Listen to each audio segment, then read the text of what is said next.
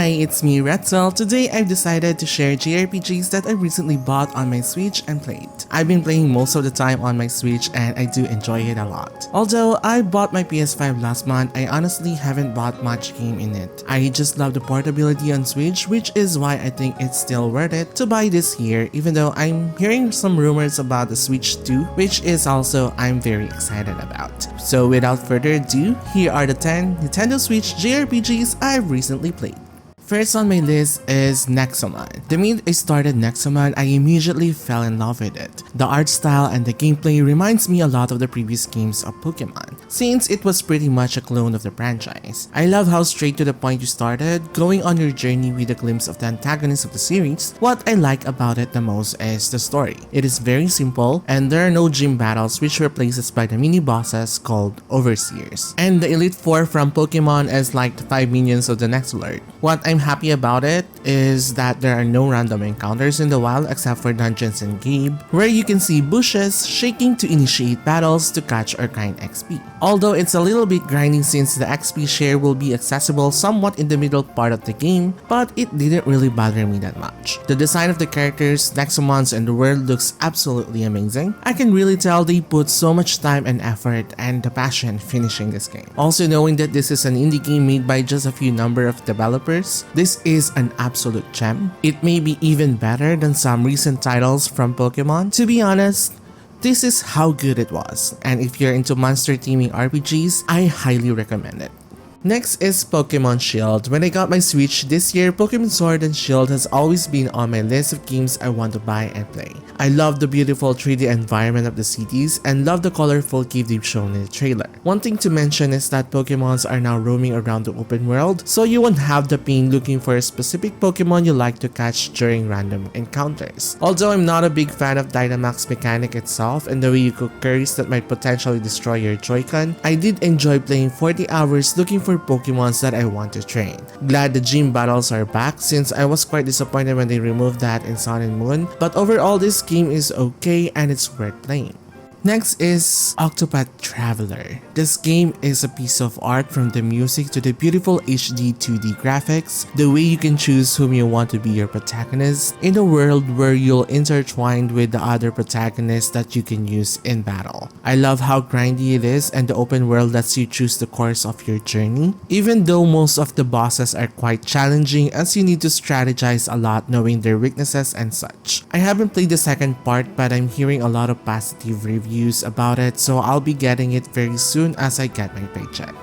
Next is Final Fantasy XII. You guys, you know, I've always talked about it. This is my favorite game, favorite JRPG of all time. I've always wanted to play FF12 on the go, and the first game I've ever bought is FF12. I can play this game again and again and never get tired of it. I'm amazed how they were able to port this game on Switch because it looks so perfect, and I really enjoyed my time playing it on Switch. Being able to see the Aspers, exploring all the dungeons, and being able to use the quickening, using the maze summons, it just brings back my childhood memories. So if ever you have a Switch and you haven't really played this game yet, I highly recommend this one. Next is Pokémon Shining Pearl. Well, this is a remaster of the original Pokémon Diamond and Pearl from Nintendo DS. I'll try to stay positive and tell you what I like about this game the most. I honestly like the chibi Funko Pops designs of the characters and love the graphics of the environment in the game, especially the water. It looks so realistic. Being able to play this game on Switch really makes me happy, and I'm hoping they remaster and remake most of their Pokemon games and titles on Switch as well. There might be some cons about this game, but who cares? Truly, I enjoyed my time playing this game for like 30 hours and got my ass kicked by the Elite Four. One thing I've also liked about this game is the Grand Underground. Being able to catch rare Pokemons, mine some shards, and meet other players anywhere is such a fun addition and improvement to it.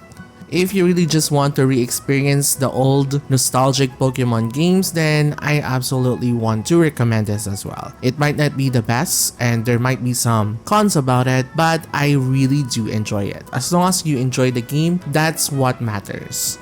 I'm a big fan of Digimon. So Digimon Cyber Sleuth and Digimon Cyber Sleuth Hacker's Memory has been two of the games that I really enjoyed since I have a lot of memories playing them. To be honest, the only reason I bought this game again for the Nintendo Switch is for me to be able to use Sistermons, which I have never been before. Because in my PS4, both of my games are in different regions, so I can't import my save data from one game to another. I'm so glad I was able to buy the collection one on sale. I just really enjoy being able to digivolve your favorite Digimons, and I love the dungeons and hacking mechanics in this game. It would really be a perfect game if it weren't for the unskippable long cutscenes and visual novels. Nevertheless, I love the replayability of this game because of the many possibilities you can digivolve your Digimons. Next is Astria Ascending. This game is a little bit underwhelming at first, but once you get there, it's starting to make sense. It's just having every party member in the beginning of the game just makes me feel like, who are they? And I don't know who I want to put in my party because of that. But besides all that, the gameplay is like Valkyrie profile, like platformer with a mix of turn-based, which is easily a plus for me.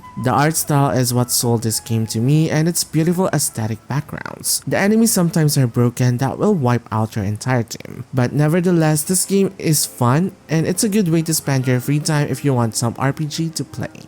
Next is Gris Tales. I bought this game on sale and honestly I don't know what to expect about it. At first I was like, this game looks so pretty and cute and it looks like a light RPG to play, but I was wrong. The game is difficult, like it's not your typical RPG gameplay. I did enjoy it. It was quite challenging being able to go to the past, present and future, and even in battle you can use the skill to degenerate enemies and make it more strategic. Love the story and the characters, love the art style of the world, but the game is quite short and I wasn't able to finish the game yet because of the final boss. You'll know when you play it. Next is Nexomon Extinction. I bought these two games on sale last month on Switch for like 15 bucks as a collection with the first one. I love Pokémon. I love monster catching. I love leveling and grading stuff. Nexomon Extinction exceeded my expectations. It was an amazing sequel and they really improved some of the mechanics from the first one, which I played first before the sequel. Most especially, I love the core system where you can create XP shares, double XP, and other stat boosting cores by just looting shards that spawns everywhere in the game. Second, the graphics and the art style improve a lot.